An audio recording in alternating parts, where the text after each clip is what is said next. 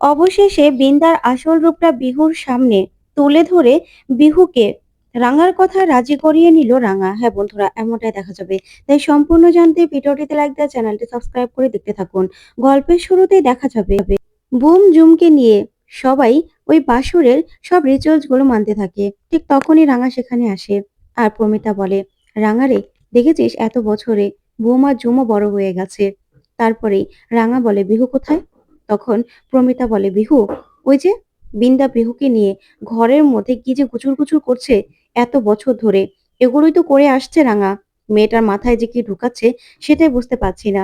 তখনই সেখানে পাঞ্চেরি চলে আসে আর এসে বলে, দেখ, আমার তো কিছু মনে নেই, তোরা আমার আপনজন কিনা সেও আমি জানি না, তবে তোরা যখন বলছিস যে আমি এই বাড়ির, তাহলে আমি এই বাড়িরই। আমাকে পুরনো সব কথা বলতো। তখন পাঞ্চেরি বলে, বলবো, তোকে সব বলবো, বিয়েটা মিটে যাক।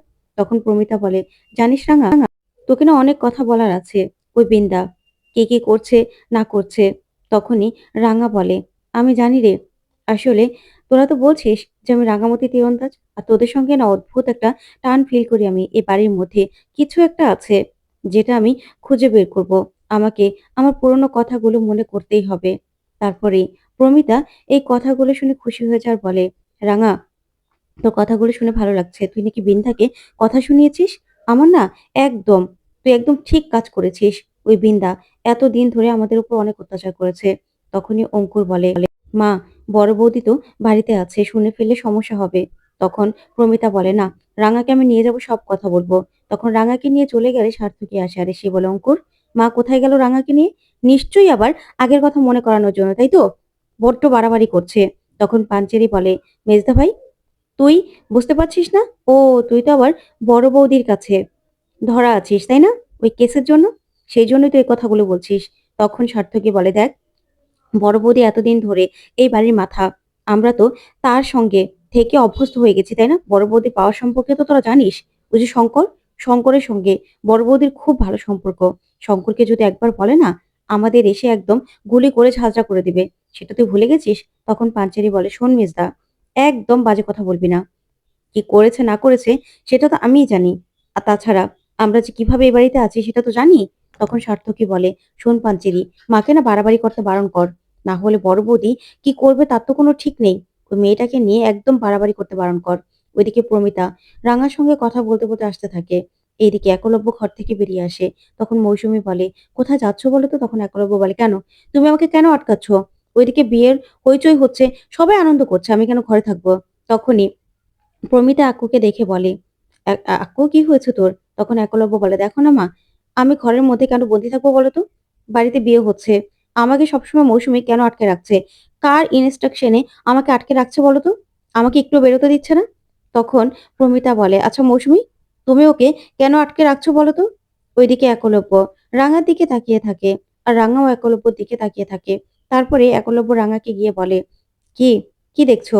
যে একলব্য বসুকে কখনো এই অবস্থায় দেখোনি, তাই তো? শোনো, তুমি যাওয়ার পরেই না আমার এই অবস্থা হয়ে গেছে। আমি তুমি থাকতে ভালোই ছিলাম। হঠাৎ করে কি করে যে নার্ভের প্রবলেম হয়ে গেল বুঝতে পারছি না। তখন প্রমিতা মৌসুমীকে বলে, মৌসুমী, তুমি কার কথায় আমার ছেলেটাকে ঘরে বন্দি করে রাখছো বলো তো? কেন রাখছো? আমার ছেলেটা এ বাড়িতে তো আগেও ভালোভাবে ঘুরে বেড়াতো, হাঁটতো, চলতো। এখন হঠাৎ কি হলো যে ছেলেটাকে বন্দি করে রাখছো? ও, রাঙা এসেছে বলে ভয় পাচ্ছ, তাই না? সেই জন্য ছেলেটাকে এইভাবে ঘরে বন্দি করে রাখছো। ওইদিকে দেখা যাবে বিন্দা বিহুর জন্য খাবার নিয়ে আসার বলে, বিহু, তোমার পছন্দের খাবার এনেছি, খেয়ে নাও তো। আর শোনো, ওই মহিলার সামনে না একদম ঘন ঘন যাবে না। ওই মহিলা তাহলে তোমাকে জ্ঞান দেবে। আর মহিলা আসলে রাঙামতি কিনা সেটাও তো আমরা জানি না। ঠিক তখনই বিন্দা শুনতে পায় প্রমিতা মৌসুমীর উপর চিৎকার চেঁচামেচি করছে। তখন বিন্দা মনে মনে ভাবে, মা আবার মৌসুমীর উপর চিৎকার করছে কেন? তখন বিন্দার বিহু বেরিয়ে আসে। তারপর বিন্দা বলে, মা কি হয়েছে? তখন প্রমিতা বলে, বলবে তো তুমি, কি হয়েছে বিন্দা? তুমি এই মৌসুমীকে দিয়ে কেন আকুকে ঘরে বন্দি করে রাখছো? বলো তো, কেন? আমার ছেলেটা এখন তো সুস্থ আছে, তাহলে ও কেন ঘরে বন্দি থাকবে? একবার বলতে পারো তুমি? তখন বিন্দা তাকিয়ে থাকে আর বলে, কেন মা, আপনি জানেন না?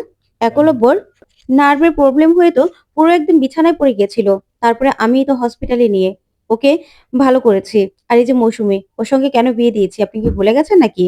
এই যে আজকে একলব্য একটুখানি সুস্থ হয়েছে, সেটা কার জন্য হয়েছে?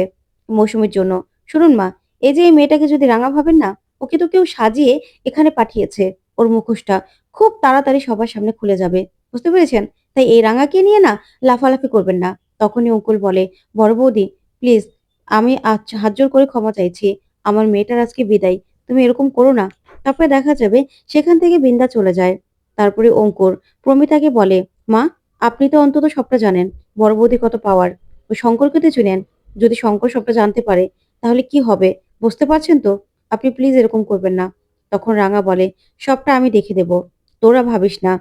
ওইদিকে বিন্দা ঠিকই সেই শঙ্করকে ফোন করে আর বলে, "শঙ্কর, কালকে সকালে এসে কয়েকজন নিয়ে এসে সবাইকে ভয় দেখাতে হবে। বুঝতে পেরেছো? এরা খুব বাড়াবাড়ি করছে।" তারপরে দেখা যাবে ঝুমের বিদায়। তখন রাঙা, পাঞ্চেরি, তারপরে ময়না সবাই এক, এক করেই ওদেরকে আশীর্বাদ করে। এদিকে রাঙা নিজের ঘরে ছুটে যায়। তারপরেই ঘরটা ফাঁকা দেখেই সব জায়গায় কি যেন খুঁজে দেখতে থাকে। কিন্তু কোত্থাও নিজের থাকার চিহ্নও খুঁজে পায় না রাঙা। এদিকে বিহু আর একলব্যর ছবি দেখতে পায় রাঙা।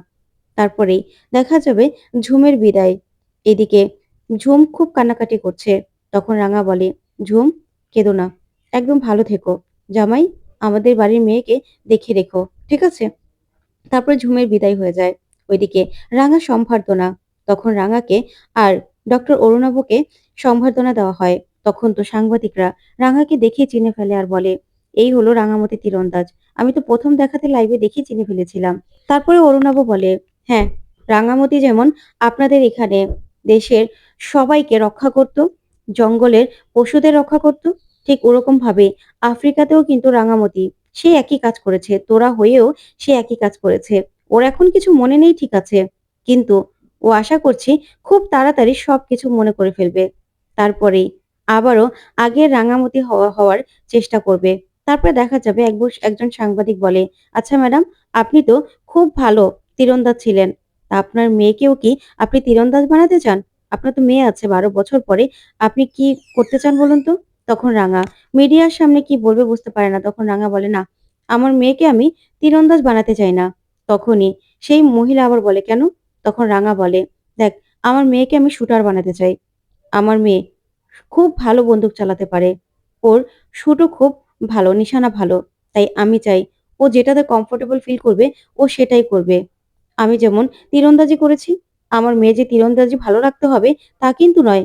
তাই আমার মেয়ে যেটা ভালো ভালো লাগবে ওর সেটাই আমি করতে বলব। তাই আমি জানি আমার মেয়ে শুট করতে খুব ভালোবাসে। তাই আমার মেয়েকে আমি শুটার বানাবো। আর ওকে কম্পিটিশনে নামও দেওয়াবো।" তখন তো টিভিতে সবাই এই নিউজটা দেখতে থাকে। ওইদিকে তখনই সৌকার্য চলে আসে আর এসে বলে, "বিহু, বাবা, মায়ের সঙ্গে মিলে সব প্ল্যান করে ফেলেছিস আর আমাদের সামনে এরকম নাটক করছিস, তাই না?" তারপরে দেখা যাবে অরুণাব রাঙাকে বলে, "আচ্ছা রাঙা, তুমি তো আবার এই কথাটা মিডিয়ার সামনে বলে ফেললে। কিন্তু তোমার মেয়ে, সে তো তোমাকেই মানতে চাইছে না। মা বলেই মানছে না। তাহলে তুমি কি করে কথা দিলে বলো তো?" তখন রাঙা বলে, "আমি জানি রে স্যার, ও আমাকে মা বলে মানতে চাইছে না। আমারও কিছু মনে পড়ছে না। তবে আমি জানি ওকে যদি ভালোভাবে প্র্যাকটিসটা করানো হয় না, ও ঠিক কম্পিটিশনে জিতবে। না হলে যে ওর জীবনটা শেষ হয়ে যাবে, ও যে অন্ধকারে তলিয়ে যাবে, সেটা আমি কিছুতেই হতে দিতে পারি না।" তখন অরুণ আপু বলে, "আমি বুঝতে পারছি রাঙা। কিন্তু ওই যে বাড়িতে যে বড় বৌদি, ওই যে বিন্দা, ও কিন্তু তোমাকে একদম পছন্দ করে না। ও কিন্তু তোমার কাজে সবসময় বাধা দেবে।" তখন রাঙা বলে, "তুই চিন্তা করিস না রে স্যার। আমি সবটা বুঝে নেব। ও আমার মেয়ে হোক বা না হোক, আমি ওকে ঠিক পথ দেখাবো। আর তাছাড়া সবাই তো বলছে যে ও আমার মেয়ে। আমারও না ওকে দেখলে একটা টান ফিল হয়।" তখন অরুণাবু বলে, "এটাকেই বলে নারীর টান রাঙা, নারীর টান। শোনো, আমিও বলছি, তুমি চেষ্টা করো। তবে এটা কিন্তু কঠিন হবে। তুমি ওই বাড়িতে সবার সঙ্গে নিজের পুরনো কথাগুলো মনে করার চেষ্টা করো। তাহলেই সবথেকে ভালো হবে। আর ওই বৃন্দা, ও কিন্তু অনেক চালাক। তাই ওর সঙ্গেও তোমাকে লড়াই করেই জিতে যেতে হবে।" তখন রাঙা বলে, "তুই চিন্তা করিস না রে স্যার। সবকিছু আমি সামলে নেব।" ওইদিকে নবারণ ভীষণ খুশি নিউজটা দেখে আর বলে, "আমার যে কি ভালো লাগছে না! দিদিভাই, একদম ভালো কাজ করেছো। তোমার মা হয়েছে তীরন্দাজ, তুমি হবে শুটার। দুজনের মেডেলগুলো আমি একদম সাজিয়ে রাখবো।" তখনই বিহু প্রচন্ড রেগে যায় আর বলে, "না, আমি ওনার সঙ্গে কোনো কথা বলিনি।" তখন নবারণ তাকিয়ে থাকে। তখন ময়না বলে, "কেন বিহু, তুই কিছু জানিস না?" তখন বিহু বলে, "না, আমি এসব ব্যাপারে কিচ্ছু জানি না।" তখন রাঙা বলে, "হ্যাঁ, বিহুর সঙ্গে আমি কোনো রকম কোনো কথা বলিনি। আমি নিজে থেকেই এই কথাটা বলে এসেছি।" তখন তো সবাই তাকিয়ে থাকে রাঙার দিকে। তখন রাঙা ভিতরে আসে। তারপরে রাঙা বলে, "শোন বিহু, আমি তোর জন্য যেটা ঠিক করেছি, সেটাই তোর জন্য ভালো হবে। তুই কেন বুঝতে পারছিস না? তুই শুট করতে ভালোবাসিস। তাই শুটার কম্পিটিশনে তুই নাম দিলে তুই ঠিক জিতবি। আর এতে না তোর ভবিষ্যৎও উজ্জ্বল হবে। আমি তোকে বলছি, তোর এই কম্পিটিশনে নাম দেওয়া উচিত।" তখনই বিহু রেগে যায় আর বলে, "আপনাকে এসব কাজ করতে কে বলেছে? আপনি দুম করে কিছু না জিজ্ঞাসা করে ওরকমভাবে বলে দিলেন। শুনুন, আপনার নিজেরই তো কোনো স্মৃতি নেই। আর আপনি কিনা আবার আমাকে শুটার বানাবেন? আপনাকে এত বড় সাহস কে দিয়েছে? কে দিয়েছে আপনাকে এত বড় সাহস? আপনি এসব কথা বলার সাহস কি করে পেলেন? আপনাকে আমার ব্যাপারে একদম ভাবতে হবে না। আপনি না আমার ব্যাপারে একদম নাক গলাবেন না।" তখন পাঞ্চেরি বলে, "বিহু, এমন করে কথা বলছো কেন?" তখন বিহু বলে, "কি করে কথা বলবো পিপিয়া? দেখছো না? উনি কেন আমার ব্যাপারে নাক গলাচ্ছে? দুম করে মিডিয়ার সামনে বলে আসলো যে আমি নাকি শুটার হব। আমি কি হব না হব সেটা আমি ঠিক করব।" তখন সৌকার্য বলে, "দেখ বিহু, এরকম করিস না। উনি তো তোর ভালোর জন্যই বলছে।" তখন বিহু বলে, "একদম আমাকে জ্ঞান দিতে আসবি না। এই মহিলাকে আমি মা বলে মানি না। উনি কে সেটাই তো আমরা জানি না। উনি কি রাঙামতি কিনা সেটাই তো এখনো প্রমাণ হয়নি। তাহলে উনি আমার ব্যাপারে কেন কথা বলতে যাচ্ছে সেটাই তো আমি বুঝতে পারছি না।" তখন রাঙা বলে, "হ্যাঁ, আমার কিছু মনে নেই, ঠিক আছে। তুই আমাকে মা বলে মানিস বা না মানিস। আমি যেটা করেছি ঠিক করেছি সেটাই করব।" তখন বিহু বলে, "না, আপনার কোনো কথা আমি শুনবো না। বুঝতে পেরেছেন?" এই বলে চলে যেতে লাগলে রাঙা বিহুকে ধরে ফেলে আর বলে, "না, তুই একদম কোথাও যাবি না। শোন, আমি তোকে যেটা বলছি না সেটাতে ভালো হবে। আগে জোনাল কম্পিটিশনে নাম দিবি। আমি তোকে যতটুকু পারবো হেল্প করব। তারপরে কম্পিটিশন শেষ হয়ে গেলে দরকার হলে তোর জন্য একটা কোচের ব্যবস্থা করব। এতে না তোর ভবিষ্যৎ উজ্জ্বল হবে বিহু। তুই কেন বুঝতে পারছিস না?" তখন বিহু বলে, "আমি কি করব না করব আমারটা আমি ঠিক করব। আমার ব্যাপারে একদম নাক গলাবেন না।" ঠিক তখনই সেখানে একলব্য চলে আসার এসে বলে, "বিহু, কি হয়েছে? এত চিৎকার চেঁচামেচি কেন?" তখন বিহু বলে, "দেখো না বাবা, এই মহিলা আমার ব্যাপারে বাড়াবাড়ি শুরু করে দিয়েছে। এই মহিলাকে আমার ব্যাপারে একদম বাড়াবাড়ি করতে বারণ করো। এই মহিলা আদৌ রাঙামতি তীরন্দাজ কিনা সেটা কিন্তু এখনো প্রমাণিত হয়নি। তাহলে এই মহিলা আমার ব্যাপারে কেন কথা বলছে? আমি কি করব না করব সেটা আমি ঠিক করব বাবা। এই মহিলাকে একদম প্রশ্রয় দেবে না। এই মহিলা যেন আমার ব্যাপারে কোনো রকম কোনো ডিসিশন না নেয়। বুঝতে পেরেছেন? আপনাকে আমি মা হিসেবে কোনোদিনও মানিও নি, আর আপনাকে আমি মা হিসেবে মানবও না। বুঝতে পেরেছেন?" তারপরেই বিহু ওর বাবাকে বলে, "বাবা, তুমি এই মহিলাকে বলে দাও, উনি যেন ওনার লিমিটের মধ্যে থাকে।" তখনই মৌসুমী এসে সবটা দেখতে থাকে। তারপরে একলব্য এসে রাঙাকে বলে, "রাঙামতি, তুমি কি বলেছো ওকে? আচ্ছা, আমি তোমাকে বলছি, প্লিজ আমার মেয়েটাকে না কোনো কিছুর মধ্যে আর জড়িও না। তোমার হয়তোবা এখন কোনো কিছু মনে নেই। তবে তোমার না সবকিছু মনে পড়বে। এই যে তোমার তীর-ধনুক না, এর জন্য আমরা খুব বিপদে পড়েছি। এইজন্য আমার মেয়েটা এত বছর একা থেকেছে। আমি একা হয়ে গিয়েছিলাম। তাই তোমার কাছে হাত জোড় করে বলছি, আমার মেয়েটাকে না এসবের মধ্যে আর ঢুকিও না।" তখন রাঙা বলে, "তোর মেয়ে এসবের মধ্যে না ঢুকে গেছে রে।" তখনই একলব্য চমকে যায়। তখন রাঙা বলে, "হ্যাঁ, তোর মেয়ে বন্দুক নিয়ে তারপর মানুষ মারতে যায়।" তখন এই কথা শুনে বিহুও চমকে যায়। তারপর একলব্য বলে, "কি বলছো তুমি?" তখন রাঙা বলে, "হ্যাঁ, আমি নিজের চোখে দেখেছি। তোদের বাড়ির ওই বড় বৌদি, ওই ও ওই না বিহুর হাতে বন্দুক তুলে দিয়েছিল।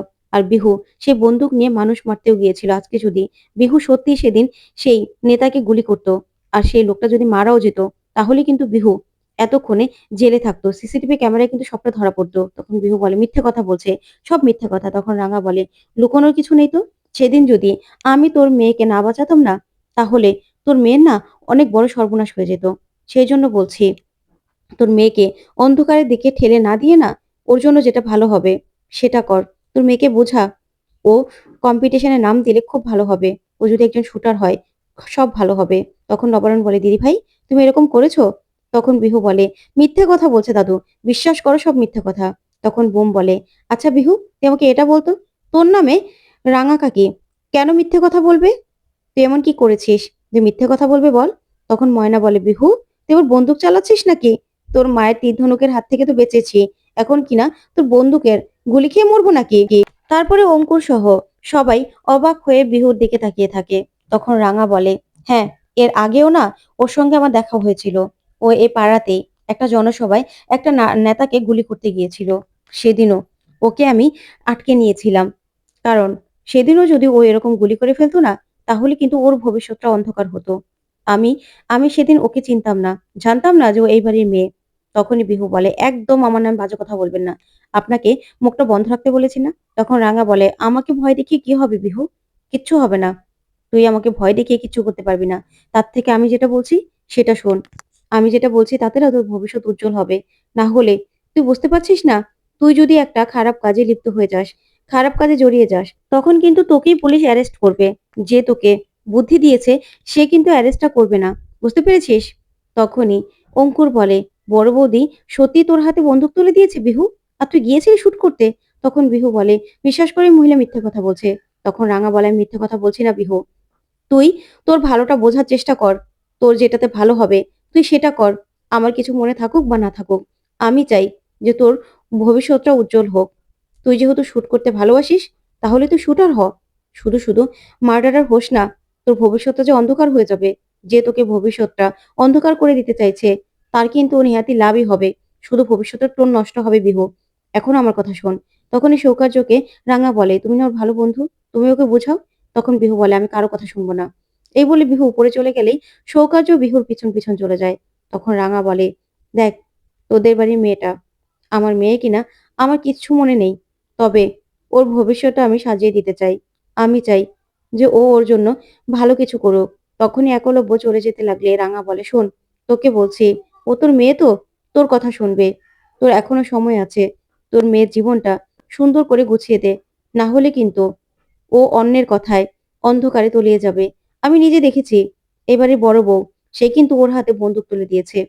তাই সেটা কি ওর জন্য ভালো হবে? না, মোটেও ভালো হবে না।